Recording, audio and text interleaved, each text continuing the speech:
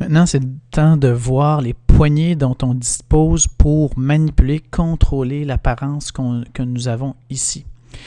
Première des choses, ok, je vais aller taper sur 8 pour voir qu'est-ce qu'il y a dans ma scène. 8 comme ça ici. Bon, j'ai ma sphère. Ma sphère est sélectionnée, je ne la vois pas. Ma sphère, comment elle peut contrôler l'éclairage? Justement, si je tape sur 7, je vais avoir son render tree, et là, j'ai le matériel qu'on a appliqué dessus, le constant. Remarquez bien qu'est-ce qui se produit sur mon rendu quand je vais baisser l'éclairage, la force de la couleur. Qu'est-ce que ça vient? C'est vraiment donc la couleur de l'objet, sa tonalité qui va déterminer le type d'éclairage qu'on a sur la pièce. Je vous prie de regarder aussi si j'augmente la qualité ici, la force. Vous voyez ici qu'on voit des segments rectilignes. Ça, c'est ma sphère. Si je rends visible ma sphère comme ça ici,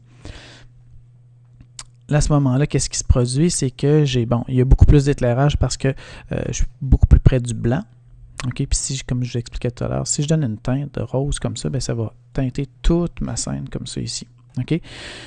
Donc là, qu'est-ce qui se produit? Vous voyez, j'ai des segments ici qui sont... On sent quand même la sphère. Fait que là, si j'arrondis ma sphère ici comme ça ici, vous allez avoir la démarcation va être plus floue sur le bord ici. OK? Ça va être plus arrondi. Fait que ça a une influence. La géométrie de ma source de lumière a une influence là-dessus. Je ramène ça à 0. OK? Donc, je peux créer une tension donc entre ça ici. J'ai aussi autre chose dans ma scène. J'ai la couleur de... J'ai l'image de Softimage, le spot de base. Moi, je l'avais mis au préalable très bas, OK, pour pas qu'on ait son influence. Ça se peut que vous, si vous êtes près de 75 comme ça ici, là, vous allez voir, ça va avoir l'air surexposé. Fait que ça, c'est vraiment que votre lumière est trop forte ici.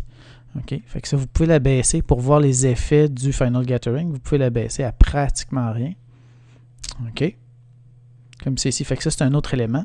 Troisième élément qui peut aller contrôler, je suis toujours dans Render, c'est l'ambiance. Fait que là, avec l'ambiance, c'est un petit peu, si je baisse ma couleur d'ambiance, je vais avoir juste l'effet de ça va retenir beaucoup plus juste l'effet de ma sphère.